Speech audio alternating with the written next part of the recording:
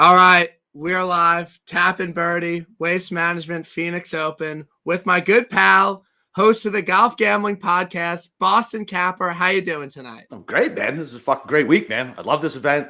It's Super Bowl week. I actually don't give two fucks about the Super Bowl and the fact that it's a bunch of props I can bet on. Yeah, man, I'm stoked. I love this fucking event. Like I said, you can turn people into golf fans at your Super Bowl parties with watching an event like this prior to the suck fest that typically is the Super Bowl. No, the thing about this week, this is like one of the rare weeks where like casual golf fans are like, all right, like I'm in for the waste management. Yeah. I care about it. And like I always say this, but like since we do this every week and we fucking handicap shitty events, like when we get to an event like this, it's like a reward almost. It's like once other casual, it's like a good field, good event, good everything. It's like, okay, this is a reward for handicapping the fucking Bermuda Championship. God, dude, those events are so brutal. This field is fucking stacked. Like it's so stacked. It's so stacked. Like and when those numbers came out Monday morning, I was like, you can't keep everybody at 25 and under. Like come on, man. Like they did. It's like they're gonna have so much handle on the Super Bowl. They didn't want to expose themselves, and the numbers really haven't drifted all that much either. Like it's kind of shitty. Like it's irritating anyway. Yeah, the numbers at the top. Sometimes you just gotta bite it and you just gotta take it. And if you're really confident in someone, but I have to say, and like DraftKings odds are legitimately horrible. Like DraftKings, anything under 30-1, it's just like disgusting odds. It's like 4 points lower consistently. It's like you have to just be a horrible bettor to like if you're betting golf outrights to be like, I have my one book I'm loyal to. I'll just bet it there. Like you have to shop around. Like who's loyal to a book? I don't know. They shouldn't be because the book doesn't give two fucks about you. No, who the fuck is loyal to a book? No way. Hey, listen, I don't want to hear you complain about all your plethora of fucking options you have in a legalized gambling state. I got shitty Costa Rican offshores and some shady local in California. Okay, yeah. Like I don't want to hear it. Yeah, maybe you should move back up and get on. Yeah, I would take golfing. I would take golf year round. Yeah, golf year round, no state income tax. I mean, listen, there's plenty of yahoos down here, but whatever, dude. It's sunny most of the time. I've golfed every month of the year. So love that. Love that. It's great. It's a beautiful thing. And no state income tax. It's always good. They need to get their shit together though. Like it's crazy. I did my stupid online petition. It didn't even come close to passing. Like it didn't come close. The people down here are so stupid. Like they're like, oh, we don't want to let outsiders in. The Seminoles control everything. I got to drive to Tampa to lay a fucking sports. Like fuck off. Like it makes me so mad, man.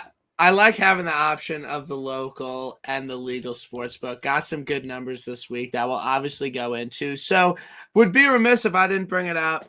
Gave out Hoagie on TIB last week. Everyone was on him. Big community win. I have to say that was the first time I've ever bet Tom Hoagie in my whole life, and he cashed a fucking 60-1 ticket for me. So I'm forever indebted to him. Yeah, he's your guy now. He's your guy. He's my guy. I'm going back to him again this week. Spoiler alert. And the thing, I think the reason we talked about why I love him so much is what's the first thing I put in my Twitter bio? Degenerate golf bettor. Tom Hoagie is a degenerate gambler. We just have a bond, and I love him. And he cashed me a ticket, and I love him, and I could not be more happy for him that he got his first win after over 200 starts. Yeah, it's fucking wild. And it's funny if you look at the pattern too, with 5, cut, second, cut, win. What comes this week? Like I had your boy John on last night and he was like on the driving range. Like, listen, I don't know when this is going to stop. So I haven't celebrated yet. He's staying with his mom and he's on the driving range grinding. I was like, fuck you, man. You're going to make me add him to my card. Like the thought of him going back to back is not. It's kind of fucking nuts. But he could top 20. You know, that's fine. He could top 20. Fine. Yeah. That's fine. Okay. I think he has a good week. But yeah, it was a great win. And it was so much. It was probably the best golf win of my life because why? Like because Cam was like the sweatiest fucking shit ever. Because that was fucking beautiful. That was great.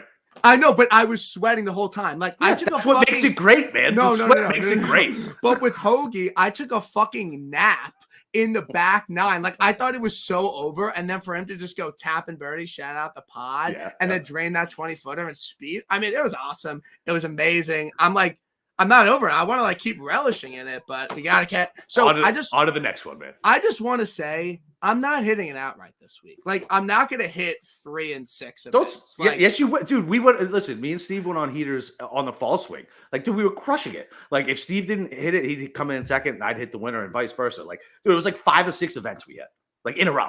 Like, you can go on a heater. You can go on a heater. Don't like it's the same thing as anything else. Especially on law of averages. Law of averages. Law of averages. You just picked a golfer to win out of 100 and however many, 135 guys, 160 guys. What are the odds of doing that? That's pretty fucking tough too. All right, so we're heading to winner this week. Let's go. I hate that fucking attitude. Get out of here. All right. I'm just being realistic. I don't want a first-time viewer to come on the pod and throw down a bunch of money on my fucking picks because they might not be great this week. But I do want to get one thing off my chest. I posted my ticket. I bet it twice. I won $1,200 on it. I fucking killed. Like I won like $2,000 last week. Probably the biggest win ever. It was great. And people are chirping me for fucking throwing $20 on a fucking 60-1 winner. If you bet more than me, fucking hit some winners and post your fucking ticket and you can fucking celebrate. But if you don't hit winners, I don't really want to fucking hear it because I'm winning more money than you. So I'm sorry. Got to say it. We'll move on to the pod. But I don't appreciate, like, I think it's pretty reasonable to want to win $1,200 on an outright. Like, yes, that's not a super low amount. No, it's not. And listen, you see guys structure their card that way too, right? You have a certain dollar amount that they want to hit, and they structure it that way. So if anybody hits, you hit that number, right? So if they're betting Rom and you want to win $1,500, they're laying $200, right? And if they want to hit, fucking Mito, they only got to throw down $15. You know what I mean? Whatever they want, they hit it. I don't have that type of self-restraint to gamble like that. But I talk about in the Slack channel all the time, and we get new people in there, and it's like, listen, if you got $5, fucking $2, like there's no unit shaming, man. Like fuck off with unit shaming and all that stuff, man. Everybody's in their own life situation, and you want to be a big dick and fucking throw money around, like fuck off. Listen, I worked in finance forever. Guys like that, cocksuckers, and yeah, that's it. Like, yeah. I love it. So let's move on. Let's get into it. Waste Management Phoenix Open. There's a million things to look at. What are you looking at this week? What are certain trends and certain stats that you think will help golfers perform this week? And what are you looking in a golfer to succeed here? I mean, it's the same shit everybody's already talked. What is it? Tuesday night. Everybody's already listened to it, right? Off the fucking tee. Blah, blah, blah, blah, blah. Like, I'm not a stat guy. That's what I got fucking Steve for, right? Steve gives me all the stats. I'm a gut guy. I'm an eye test guy. I look at the numbers, obviously, and I see what they've been doing for strokes gained and who's wild off the tee. But it's really just, it's the same shit like it is every week, right? Fucking pure irons, fucking approach is super important. Off the tee is not like whatever. It's not crazy important this week. You just can't be in the fucking desert.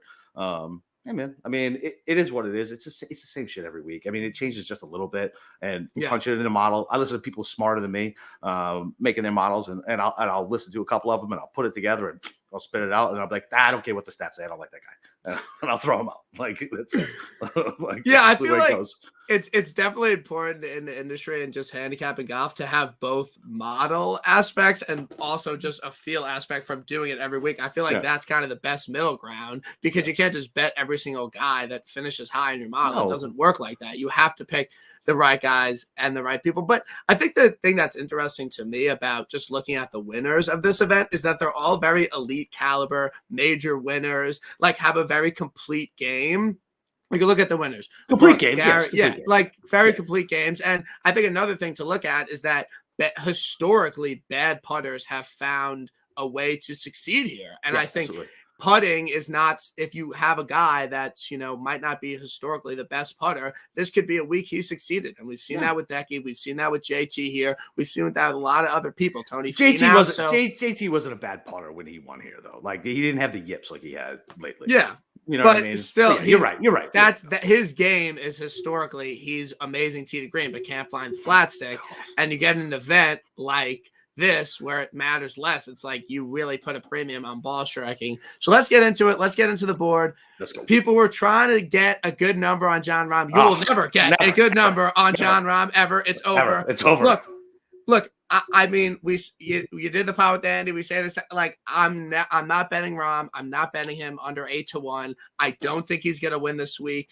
Nope. Everyone goes on their pod and said, "Yeah, it's a great number. I'm sure he could win." But no, I don't think he's gonna win. I think he's gonna continue this trend of not being able to close out tournaments.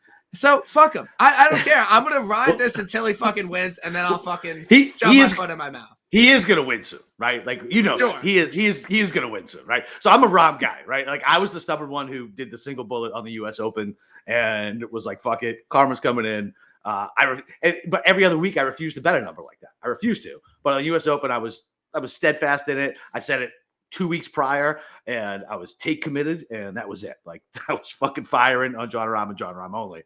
But you can't bet. I mean, you can't bet that fucking number. It's so irritating. And if he beats us, so what?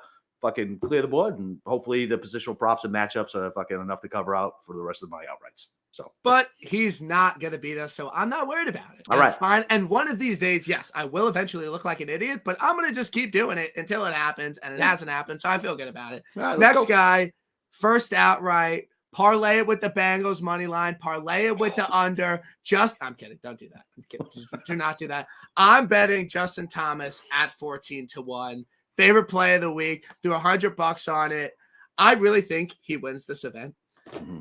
You know, you look at his form. He's been playing some really good golf ever since Bones being on the bag. Yeah. Excellent at Mayakoba. Slow start at Mayakoba. Came blistering back. Saw the same thing at TOC. Slow start and then just fired some amazing rounds. And then last week at Farmers, when no one gave him a shot, no one thought he could get 10 because it wasn't his type of course. He was leading after 2 rounds. Yes, he faded on the weekends, but now he's going to a course where he has 2 top 3 finishes. Yep. He finished well last year. He's gained strokes in over 3 strokes putting at this event over the past 3 years. Like, yeah. If you give me a place Justin Thomas can putt well, I'm just going to bet him there. Like, I don't care. It just makes too much sense to me. No, listen, I don't hate that at all, right? So, I mean, you look at his success on that back 9 down here in Sawgrass, right? He just all of a sudden found the putter and was able to go. And so it was funny. So I was texting Steve Monday morning, like, dude, when these odds going to drop, maybe I can catch JT at a number. Like, I really wanted to bet JT. I really did. And it came out at 12. And I was like, fuck that shit. Can't do it, right? It's just too short. So here's something that I have done before. It hasn't worked out every time. I mean, whatever. I bet JT at the Players because they have a stupid number on them. It was like 20 or 21. Yeah. But he does get off the slow starts. He does. So that 12-1, hopefully will go down to at least 18-1. And that's definitely a live bullet that I'm almost banking on firing. Like that's seriously. Like I'm like, all right, I'm going to set aside $50 to $100 to throw on JT as soon as he goes out and bogeys par, and that number drops to whatever, and I'll just fire.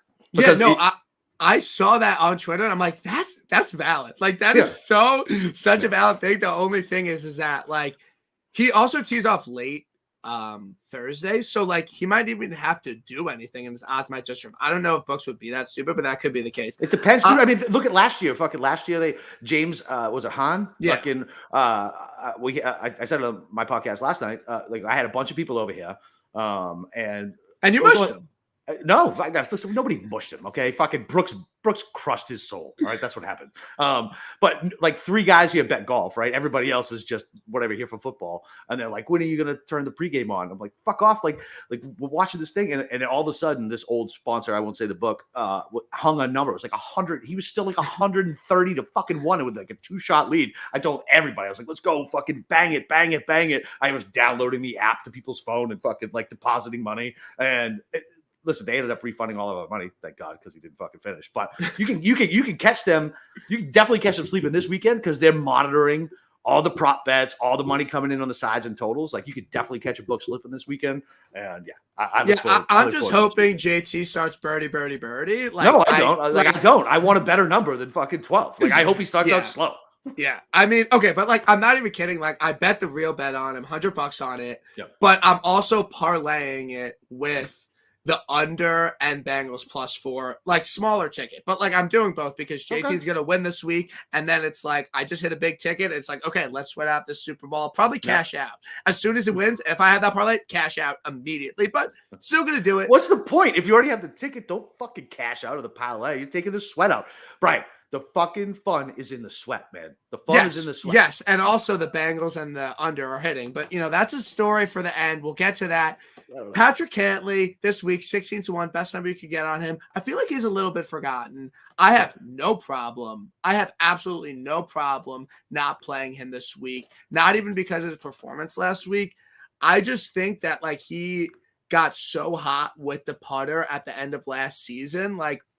Cantley's a guy that just puts everything to 15 feet. He doesn't always make the putt. He just did for a few weeks. And now he's kind of back at that. He's never played here before. Usually golfers have to have good course history. So I have no problem missing Cantley this week. And I really don't think he'll succeed. Yeah, he's probably a leverage play in DFS if you want to take it that way. But other than that, I'm not touching him with an outright. Plus, he's so weird. I love him for the Ryder Cup. I used to be a Cantley hater. Used to be I couldn't stand it. The fucking happy feet with the putting and 9 million years for the setup. He's just aggravating to watch. But I'm definitely out on Cantley this week. So Decky is really interesting to me because he obviously owns this course. If he didn't win Sony, he would be a more popular bet this week. Yeah.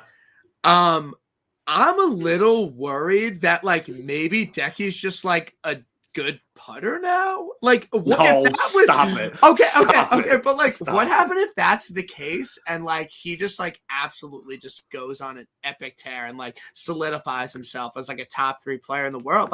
And he can putt here. He's shown he can putt here, and now he's coming with arguably the best tee degree game and just playing out of his mind. I'm worried. So even with the win, when he gained over 7 strokes putting, in his last 5 events, he's still losing almost 2 strokes around putting. Bro, he's not a good putter. He's never going to be a good putter. He's gonna catch fire, and he's gonna be able to do it sometimes. But he's not a good putter. And I get it. He owns it here because how many big guys used to come here? Yeah. You know what I mean? It wasn't a field like this. And listen, Decky is in that field now. I'm not saying that. I love Decky. I think I won the Zozo with him. But yeah, Decky's fine. His number's actually even okay.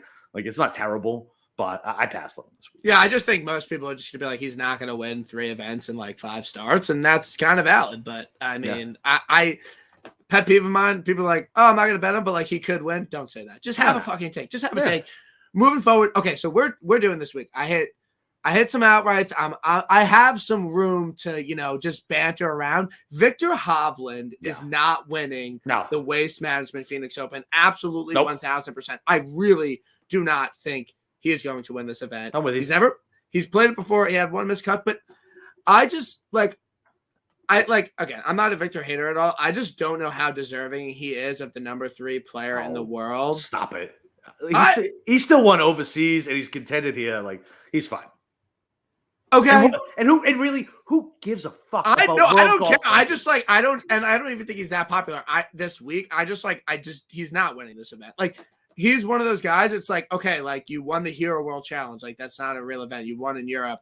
Win a real PGA Tour event, and I'm that win a real big PGA Tour event. You sound like those. You sound like those guys shitting on HV3 fucking winning the Saudi event. No, yeah, but okay, but yeah. But it's completely different. Victor Hovland, he's number 3 in the world. It's okay, don't win the Micro, but I want him to see him win. I want to see him win. That's a cool ass trophy, by the way. The lizard. Yeah. No, it's dope. It's super sick. Like that fucking trophy. That's a top 5 trophy. Not including majors. Yeah, it's good. Okay, so you got a gut feel on this guy this week. I do. Jay Spieth. He choked it away last Sunday. Little bit. 22-1. You like Jay Spieth. Why do you think he contends this week, and why do you think he wins? So, I mean, it's just he's very comfortable with this course. He was absolute shit coming into this tournament last year. And what did he come in second last year? Was it second? Fucking after the brilliant Saturday. Top 5, I think. Yeah, whatever. Fucking brilliant Saturday. Shot a 61. I wouldn't say he choked it away this Sunday. I mean, he had some fucking bad luck with the putts, man. It looked like literally a sprout of Poa came up on one as the ball was rolling and kicked it left. He had bad luck. Look, it is what it is. And if there's somebody who could get in trouble around here, around the greens, and make magic happen, It's Spieth, man. It's Spieth. And I don't worry so much about him being crazy wild off the tee. That seems to have subsided a little bit. But even if he gets in the desert, he's the guy who can make the shot. Like I said, listen, he's got a good course history here. He's comfortable here. This is what, basically, catalyst him to, the run that he went on last year. And yeah, give me Spieth, man. And the number's good. Like, I feel like, especially for a draft, like my big thing was like the DraftKings play. I was like, oh my God, he's 9,900. He's completely mispriced at DraftKings. Completely mispriced. He should be in the 10K just based on course history in his last week alone, right? I don't know what their algorithm's doing, but if I can get you a 22 with Spieth in this field, give it to me. Let's go. Like, I really think he can do it. All right. I love it. I think like that Saturday round oh my God, was like actually the most enjoyable round. Like, I've watched a lot of rounds of golf. Like, that was I remember it vividly. I was at my boy's house in the city. We're drinking, we're smoking, and we just turned it on. And I'm like, this is unbelievable what he's doing. He's back. Everybody was like, holy fuck, he's back. He's back. Yeah, so I hope is me and Steve had Brooks tickets, and so I was excited for it. But then I was like, "Oh wait, no, I shouldn't be excited." Yeah. And then, whatever, like it didn't matter until the back nine on fucking on Sunday anyway. I'm always down for some Spieth magic. He just always seems to do it on Saturday and can't follow it up on Sunday, and I think that's kind of the narrative around him. Yeah, but he didn't have a bad fucking Sunday. He didn't have a bad Sunday this Sunday. It wasn't his normal like. Fucking I shoot a 72 or I shoot one over par. Like, he still made his birdies. He was grinding out there. It was just basically one bad decision, really. Like, if you think about it. So, and a couple missed putts. And listen, fuck that. I don't care. It's 22-1. It's Spieth, and it's the Waste Management Open. Boom. I'm fucking betting him. Boom. Done. So Xander, Xander's fun because it's kind of a thing where like odds drift and then they win. Like, I can kind of see that with Xander this week. I think people are just tired of him, and you're finally getting a bettable number on him. And I think that if anyone else was fucking leading this tournament going into round 4 last year and it wasn't Xander Schauffele, people would be all over him. But it's because he can't close, man. Yeah, that's kind of true. But I just I'll go on record and say this guy's not winning. I can see Xander winning this week as the forgotten elite this week. I can just kind of see it a little bit now that he's getting like it happened with Finau, it happened with JT. Like, they drift a little bit and then they go out and win and no one's on him. So I think his number's fair. I'll agree with you that I think his number he should have been that number a while ago, but he correct. Wasn't. And that was always my problem. Like, so like me and Nagels used to get on me for it. And I know Andy's a huge guy. And I told him, I was like, listen, man, it's not about me not liking Xander at the golf. I just never thought his price was right. Like, yeah, I think it was justified. He didn't win enough. And I can definitely see him winning here. I'm not betting him, like, but yeah, whatever. I think he could probably win. I mean, he chipped himself out of it. I mean, really, same thing like I just said about Spieth, right? Yeah, a couple mistakes last week and a couple mistakes last year for Xander on the back nine, and a little different. Same thing with the Masters for Xander too. But it always seems to happen with it. Yeah. So we'll see this week. I'm excited to see how he does. So I'm on the odds checker grid, so I'm just moving down. The next guy on the odds for most people is Scotty Scheffler at 25-1. I luckily got a 33-1 on him like early Monday through my friend. So I bet that. Look, this isn't like I'm not missing Scotty's win. Like, I've bet this guy so many times. Like, on any event he goes to that I think he has even a semblance of winning at, like, I'm just gonna bet him. Like, I really don't care. But regardless of like that, like, I think he really sets up really well for this course. He's really good on par 5s. He's long and straight off the tee. He gained like 4 strokes on approach at the Farmers. Like, I think he can and he played really well here last year. Like, he's obviously shown a liking to this course. Again, he's someone I shit on for his performances on Sunday because he'll miss every 3-footer for par on Sunday. Yep. And, one day he's going to not, and he's going to win. And I'm just not missing it. And I think it's a good number. So I'm fine betting Scheffler. He's the most tipped golfer this week. That's what's scary, man. So yeah, he's very, and like when the most tipped golfer, he's like, whatever that I'm not expecting him to win. But for me, it's just like I have to bet him. Like, I just with the number at 33, that's fine. And I was off of Scotty last week, and I was on. So maybe it's just scar tissue for me with Scotty. Like, I was on him a shit ton last year, right? He's got to win sometime. How does this guy have a win yet? Like, whatever, just like constant the same shit. Like, and you don't want to not miss it. But the problem with him is you keep betting him at these fucking numbers. I mean, he's gonna have to win in the next like 4 events for you to fucking pay off.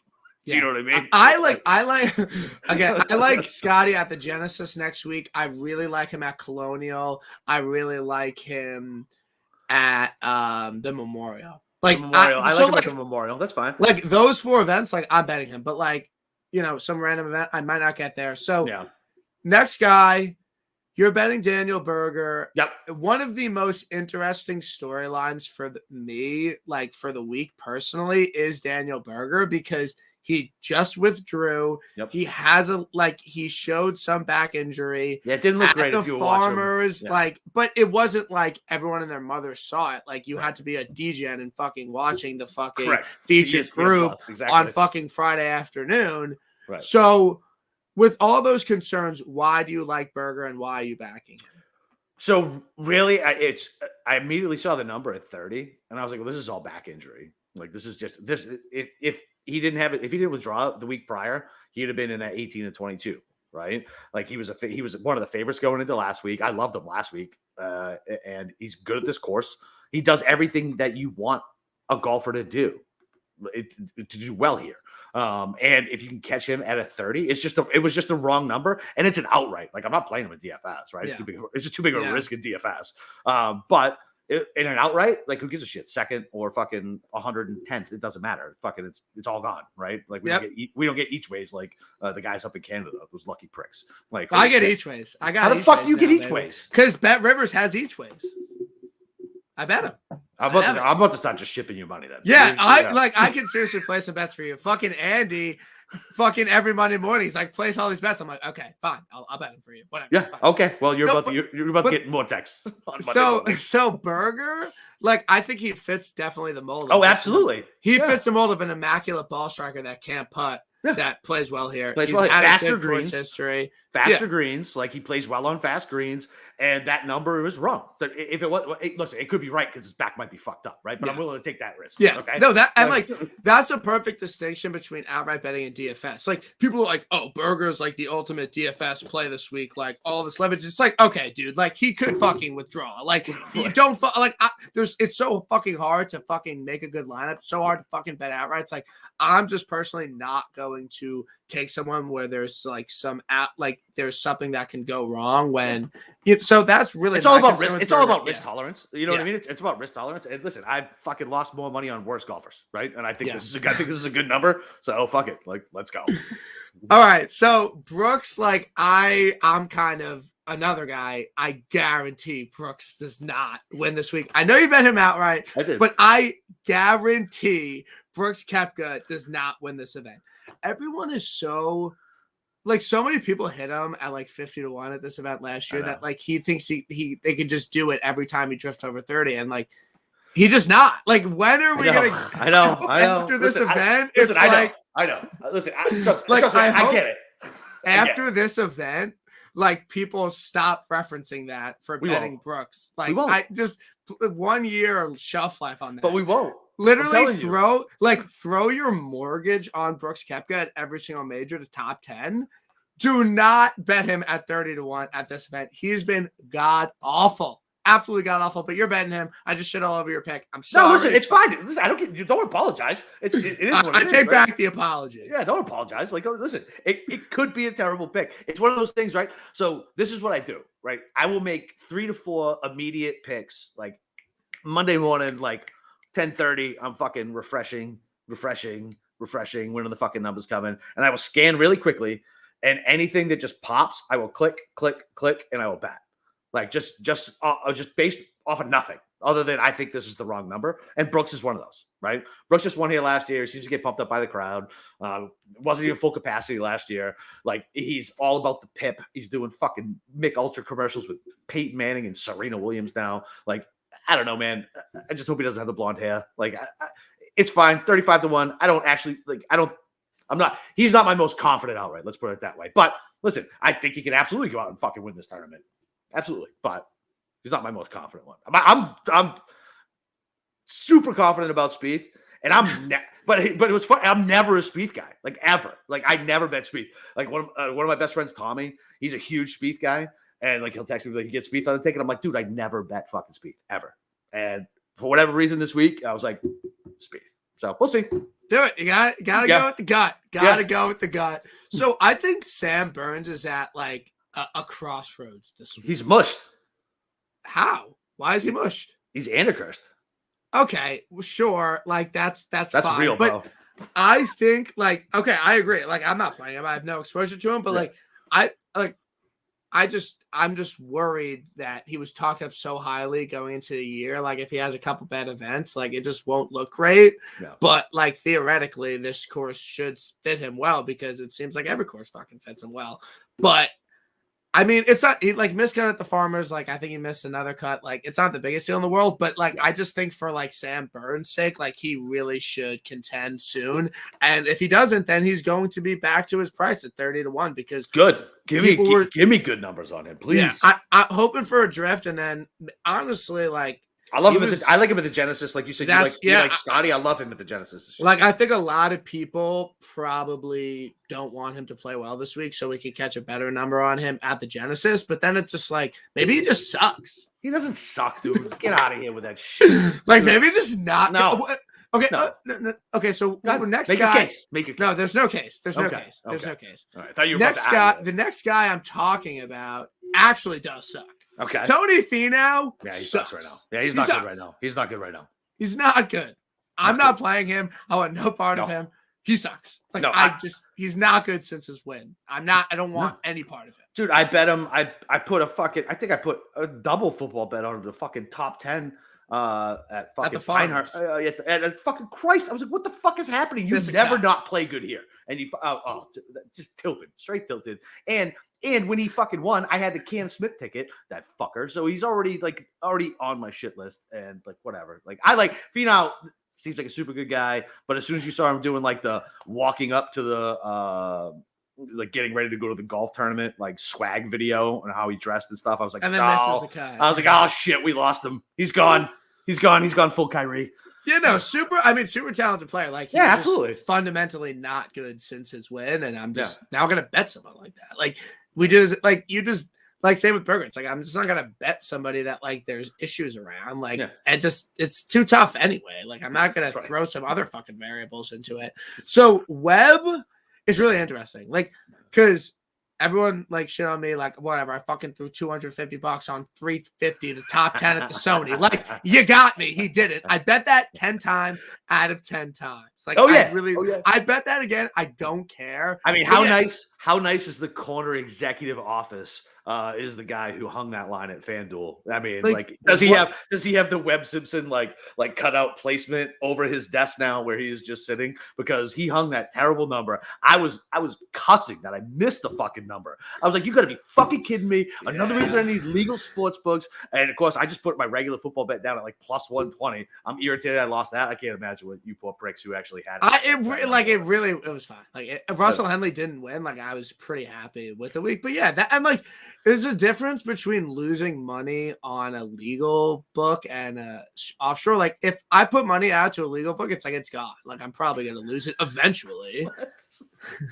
Eventually. Like it's hard to withdraw. I just withdrew my Hoagie 1E. So there you go. Okay. So next guy, Bubba Watson. Like he's the most mispriced golfer on DraftKings. Like he's $9K flat on DraftKings. Yeah. Like I just do not agree with that. I'm not playing him, but I think his ownership will be low because people are like, I'd rather just play like Louis, Finau, or fucking Webb at a cheaper price than Bubba. Yeah, I mean, so here's the deal, right? Like he came in second at Saudi, right? And the last 4 times he's played here, he's got 2 top 5s. Like, I mean, it's a Bubba track. I mean, anytime you're gonna bet Bubba, it's got to be a Bubba track. It has to be. Like, there's no other place to bet him. So I get why people are on him. I'm not on him. I talked about him last night for the same reason you're doing it. Like, no thanks. Like, but he is like I'm very much so like course history, recent form. Put them together. Bet that guy. That's how I bet a lot of people. Like, me too. I'm just not really like not betting it. And like so this, I mean, perfectly leads to the next guy. Like I went into this week like. I'm not structuring my card around Louis, like, because that's how you get in trouble. Like, That like if you just have a guy you like, Yeah. but you like don't think he can win, but like you structure your card around that, like you're not going to be a profitable like gambler. I would agree with that. So I was like, I love JT, I love Scotty. You know, I'm not going to bet Henley Connors. Like, I didn't love anyone around his price. Gotcha. So I'm like, fuck it. Yeah, I'll bet Louis. Like, yeah, if he wins, like, he's going to be on my card. Like, right. And it's a good number. If Louis was fucking 20 to 1. Oh, it's a good number. It's like, definitely a good number. If Louis was 20 to 1, like, and I couldn't bet someone I wanted to bet, that's where I draw the line. But for me this week, there's no one I want to bet in his place. So I'm betting him. Look. He plays well at this track. Like, I don't care. He has 2 starts here. He played well both times. He was in the mix, fucking hit one in the water on Sunday. But regardless, he likes this track. I actually think that him having some time off is good for him. I think he was on such a heater last year, and then he just had some bad starts in the fall swing. And it's like he just needed some time off, find his putter. His ball striking will come back. And he's an aggressive player. He's long and straight off the tee. He plays well on par 5s. He's good with long irons. Like, he's just a very complete player. And, like, I'm just not giving up on him. Again, if I was betting him over someone I wanted to bet, I wouldn't do that. But this week he fits on my card. So, yeah, I'm going to fucking bet Louis. I don't care. Yeah, dude, listen, I like it. So I have Louis as a top 10, and like that's where I was at with Louis. Give me top 10 Louis. Like, it's fucking 3 to 1, no dead heat. That I didn't take the positional, but 3 to 1, top 10, no dead heat. Yeah, give me some Louis on that way. Just because it's first coming back, you never know if the rust is gonna be there or not. Like, I don't know what the fuck he's doing. He's down in Ocala, Florida, which is like Cowtown, Florida, riding around on his John Deere. Who knows? Like, who the fuck knows if he's picked up the club or not? But I'll take the exposure on a top 10. That's paying me 3 to 1. Right, so I know you like Louis, so it's not. Yeah, I love Louis. I do Louis, Siwoo. I'm trying to figure out a way to make him do like a Boston Capper, like mafia family chart. Like, I'm trying to figure out the social media shit, and they're both in the family. Like, these are guys. That's Fire Boys. Like, that's Fire Boys. Other than your terrible Sopranos take. Okay. Terrible. All right. Well, we can talk about it at that end because it's my fucking podcast, and I'll fucking talk about whatever I want. Exactly. You can take it wherever you want, man. People are here to tune in to hear you talk shit. Drink your 2% ABV beers. And, okay. All right. Now you bring up the beers. All right. Next guy who's absolutely not winning is Russell Henley. 0% chance he wins this event. But obviously, he's a tee to green machine. Like, I'm sure he can play well here, but I just want no part of him. Corey Connors, I know you like him. He's off to his cuts. Hasn't been playing well. No, kind of make or break. Make or break in his whole life. His course history here is not good either. Yeah. It's fine. He's made 2 cuts, but like, no Corey for me this week. Nope. 0. So that could bite you in the butt because you love Corey. I know. He does fit the mold of just ball striker that can't putt, but I don't even have him on my first round leader list. And typically I'll always at least throw him on my first round leader list. So maybe that's an oversight. Maybe I at least need to throw him on my first round leader. Yeah. Okay. So we need to talk about this because, like I said before, so my local that I'm on, they don't always post first round leaders, but I hit like Phil first round leader and he was tied, but they paid it out in full. So my local pays him out in full. So like I need to hit a fucking first round leader this week. So yeah, that's in the lab for tomorrow and just need to get after it. HV3 Fitzpatrick, no. Power, I think no one's going to want him because so many people were on him last week. And I think last week was a way better course fit. I mean, theoretically, he could play well, but I really – But he didn't he didn't play good. He didn't play good at the stadium – not the stadium course. What's the fucking 2-course rotation they played twice 2 weeks ago? Yeah, what the fuck? Yeah. And so, and he didn't play well on that, and that's like a TPC-ish design. Like, I don't know. Like, what do you think about him for a top 20? I mean, I know you hammer him. No, I'm just not like I'm not. It's not really how. I'm just not I'm not top 20s. I'm just betting my guys outright. I'm not like I learned the lesson the hard way. You don't bet. In my opinion, you don't bet placements on guys you're not betting outright. Like, I don't know. No, that's not true. You can, but like I've had 4 fucking instances where I bet someone placement and they won and I didn't bet them outright. So I'm just never fucking doing that again. Well, you're looking at it all wrong, man. Like, no. Yes, you are. You're looking at it wrong. So like whatever. I gotta we could talk about like outright when we get down there, right? But Mito, right? Like the chances of him winning is pretty fucking slim, right? But his top 20 number is still okay. So if I think he's good enough to fucking win, but not really, right? Like I'm not fucking throwing down a huge amount of money on Mito to win. But I think he's going to play well. Why wouldn't I lay down a heavier bet with shorter odds? That's what I just said. 20? I only bet placements on guys I bet outright. That's okay, fine. All right, so fine, not Mito. So you said okay, but Louis is the perfect example. He can't. Right. Win, so I didn't bet him outright, 10. and I bet him top 10. But he's gonna win this week. He might. But whatever. I'll cash a top 10.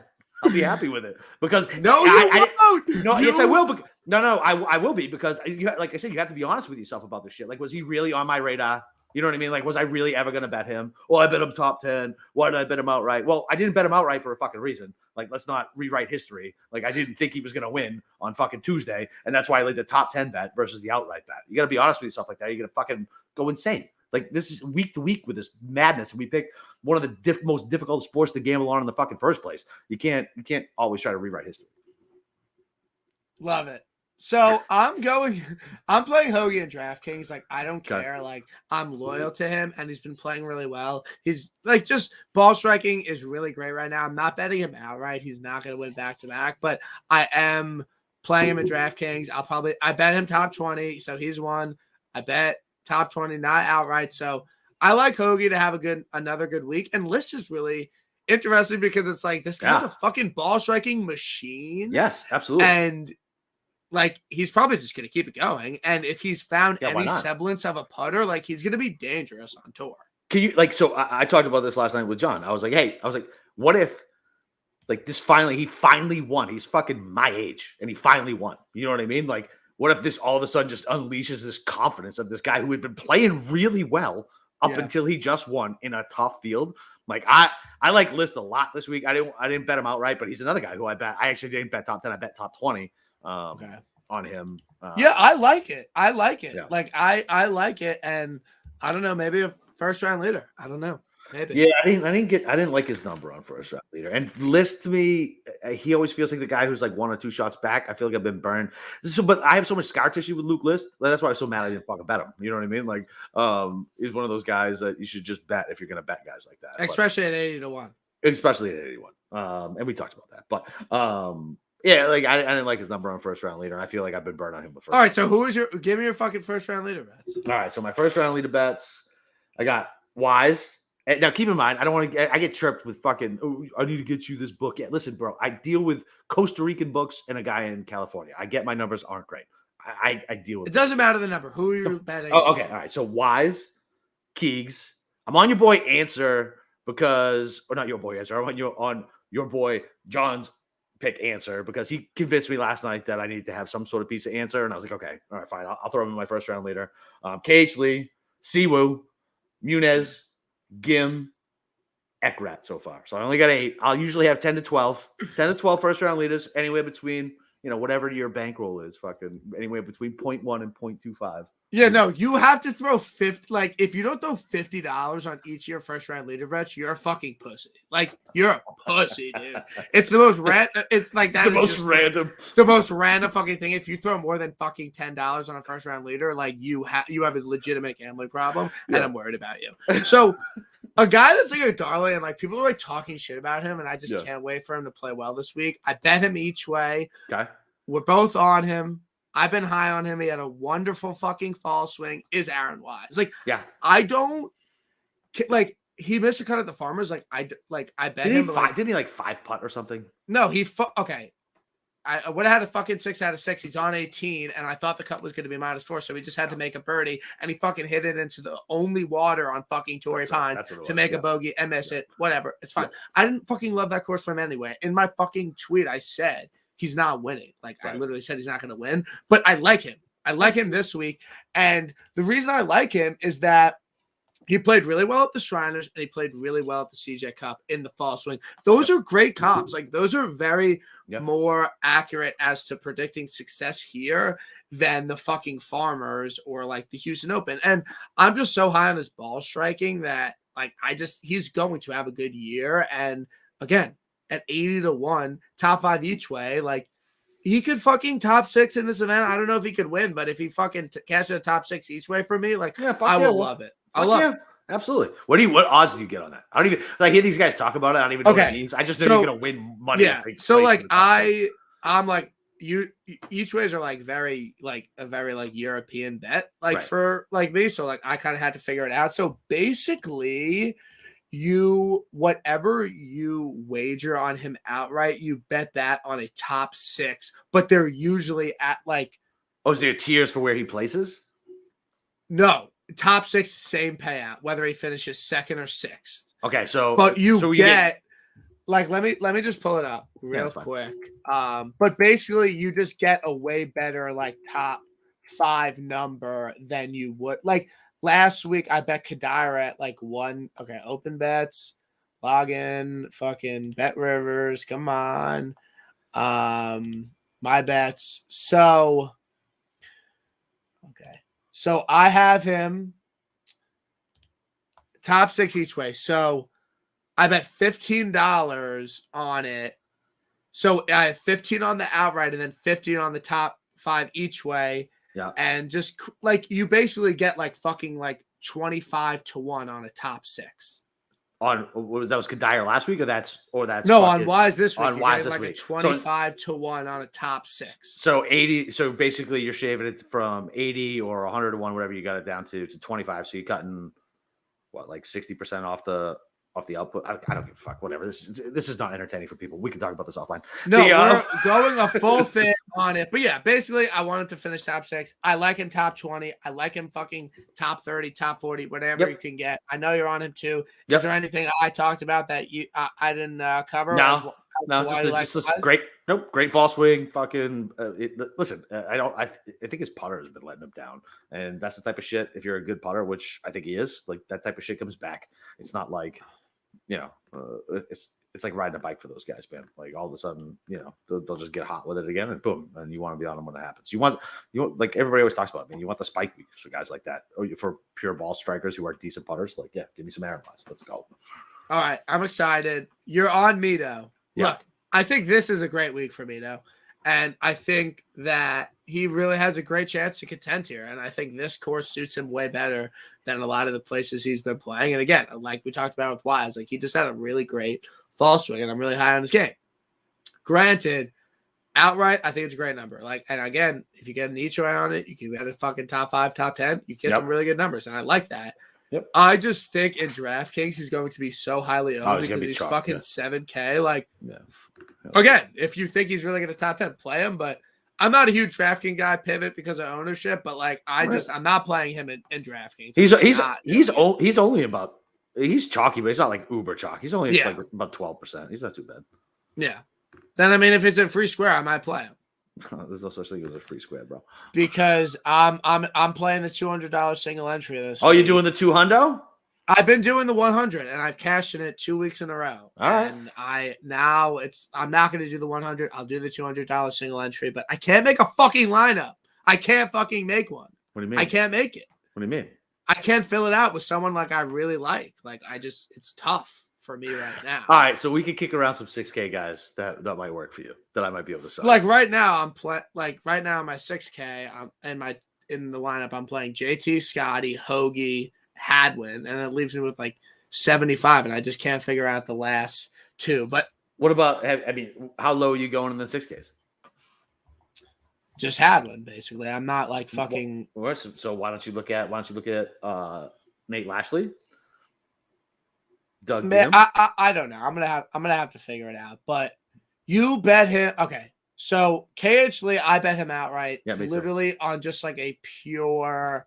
He plays well on TBC. Yeah, plays well, other than like the big hits, you know what I mean? Like the first round leaders and the outrights and stuff like that. Like I do better on matchups than I even do positionals, because positionals, like I used to tell Steve, I was like, they don't even make my dick move. Like I don't give a shit. Like fucking 2-1 on the top 20. Like fuck that. I'd rather just football bet, 5 matchups a day and fucking roll it that way. Like let's go. Like I love betting matchups. Like that's my grind. That's my favorite fucking thing. Like other than outrights and first round leaders, like I much prefer matchups to fucking placement bets. Okay, so I've talked about everyone I'm betting. You've talked about everyone you're betting. Yep.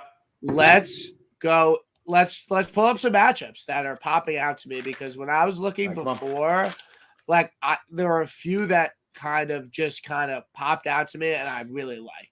And what's funny about matchups is everybody's book is so different. I could say a matchup Yeah, and they're like, I don't have that. Yeah, exactly. All right, so what you got?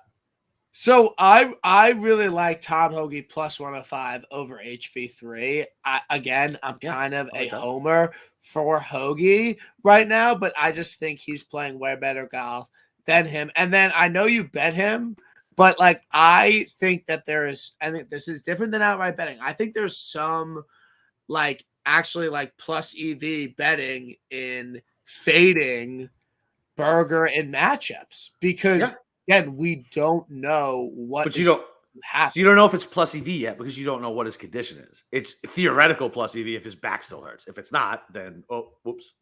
You know what I mean? Yeah, like Burns, and they're like favoring him in match. So like Burns plus 110 over Berger, like that's halfway decent. And then I wouldn't take Tony. I wouldn't take Tony over Berger. That's who I have right now. But what matchups were you looking at? So I know we talked about Bubba about not betting him outright, and he's going to be too chalky on DFS, but this is a Bubba track.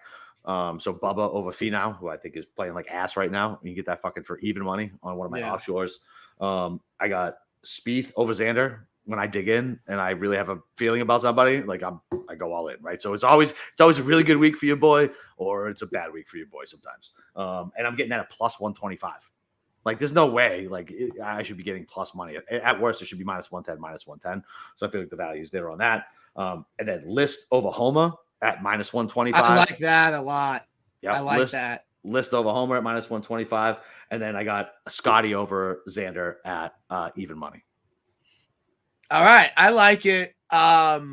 Just two more. You're going to have to lay a little bit of juice, which I don't love. I'm not going to go out and bet these heavy, but I think Louis over Brooks is a pretty good bet. I mean, that's just, again, it's the perfect example of a guy I'm high on versus a guy I'm pretty low on. And then the other one is Wise is minus 130 over Andrew Putnam.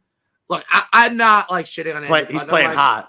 Andrew Putnam's playing really well. I'm sure he can, keep it going, but I think the number's there for a reason, and I'm not really sure how well Putnam can handle this track. I know he's been playing really well. Did he? Let me take a look. I feel like he top 5 tier last year. Really? Yeah, I'm pretty sure. Let me take a look. But then why the odds seem off there? A guy off a bro. The books are looking to. They don't actually. When you look at these numbers, it doesn't act. It's not. They're not trying to. I mean, they are trying to imply favorites and shit like that. They're trying to entice you to one side or another. What price is he? So I can just look at this course history for DK. What is his price? Who? Aaron Wise? No, fucking. Andrew Putnam's probably like 6,800 or something. 68. Actually, can I just search it? I don't know. I actually don't. Hold on. No, he's 6,500. I got it. I'll pull it up. I got it. My intern's looking right now. Your intern's looking. Yeah, he did. You're right. Okay. Yeah. So good course history. Obviously on a little bit of a heater. It's to lay juice against that is a little. Yeah. It's no, I literally shaky. I don't I'm not betting that. Okay. I do not really bet matchups because I really don't so you should really get into it, man. Like I'm telling you, yes, you should. I'm not getting the matchups. How long have you tried it? I don't. It's just not really. So if you watch, so if you watch on Thursday and Friday, right, and you go back and you look at the shot link data and things like that, you can find inefficiencies. And, but I just for whatever reason matchups are just my least bet golf thing, and especially on the weekends because I'm usually I'm just drinking, I'm smoking, I'm not looking at my book high and drunk and being oh, I like this, let me throw do not do that. No, trust me, bro. Listen, I got 4 kids. I'm fucking constantly busy. So you know what I mean. So the Thursday, Friday matchups for me are pretty much the heaviest. And I'll go into Saturday, but then on Saturday, I always got something to fucking do. So but third round matchups, Steve found a nice little edge. That's actually worked out so far this year. He posted this article on the Sports Gambling Podcast website that you write for as well now. Thanks for getting me a job. You're welcome, buddy. It's good, man. I'm telling you, and you'll like it a lot more, man. I'm telling you, the round-to-round matchups, especially on Thursday, Friday, when you're sitting at work and you're watching this shit anyway, take some notes down, go back, look at the strokes gained data. All right, this guy usually putts okay. He putt like shit yesterday, and now I'm getting plus money versus a guy who is a an inferior golfer. Yeah, let me get some plus money on him. Like, yeah, it's the matchups. I'm telling you, man, the matchups is a good place to make hay. All right. So we talked about the golfers we want to talk about. Yep. Let's get into the Super Bowl. I talked about, like, I really like the Bengals and the under. I bet the under in the Super Bowl every year. It's been profitable because every Joe and their mother wants to fucking bet the over. Yep. And for whatever reason, in these Super Bowl games, they usually tend to be a little bit lower scoring. Like, teams are timid. It's the fucking Super Bowl. Nerves are high. It's unlike any other game they've played in. So I really like – whatever, don't tease totals. Like, I really like a teaser, Bengals plus 10, like under's just going to go up. Place it right before. Do not bet any under now. Like, 52.5. Like, I like that. I really like that teaser, and I just like those two teams and those two sides. So what are you thinking for the Super Bowl? What is your take on it? So I have a hard time with it, right? Because you have that loser DNA of the Cincinnati Bengals, right? I mean, it's just in their blood, right? Joe Burrow's trying to fix it, but it's still the fucking Bengals in my brain. But you also got Matt Stafford, who constantly tries to give the fucking game away. Constantly. Like, just he basically did against the Niners, but the guy dropped the fucking ball. And he fumbled against Tampa. Like, he tried to give it away there too. Like, I don't trust either of them. I honestly, I don't even know if I'm going to bet a side. I found some props that I've liked. I like the over. I keep trying to find somebody who could just get me a non-team specific sack total because I want to fucking put the mortgage on the over because it should be about 5.5, and I want to fucking hammer the shit out of that. But I have Rams over 3.5 because that Cincinnati O-line versus Von Miller and Aaron Donald. Whoo, baby. No, like that I love that bet. And then over 6.5 punts. It's kind of like the under, except I don't have to play with the number. Like, there's going to be possession changes and things like that. So give me the over 6.5 punts. Those are my two favorite prop bets so far. If I have to pick a side, I'd rather the fucking Bengals win. So give me the Bengals. Like, in the plus. I'm not like why the Bengals have been so profitable against the spread and just beaten teams that they shouldn't have beat. Because why would they stop now? It's almost like the fucking two Giants Super Bowls. I know that ripped your heart out for both of them. I mean, what the fuck is that? Like, I feel attacked. That's fucked up. Well, fuck you. You don't fucking deserve 2 more Super Bowls. Like, I don't give a fuck. But, like, doesn't it have a feeling to those Giants years or, like, that Eagles year? It actually, you know what it actually feels like? The 2001 Patriots, sir. Joe Burrow has a little bit of Tom Brady in him. I'm telling you. We're basically just saying Joe Burrow's going to win compared to any Super Bowl you want. Like I can absolutely see Matt Stafford shitting down his leg before I can see Joe Burrow shitting down his leg. I just don't trust that Cincinnati O-line, man. But they can do shit to offset it, right? I mean, they got a great running back with Joe Mixon.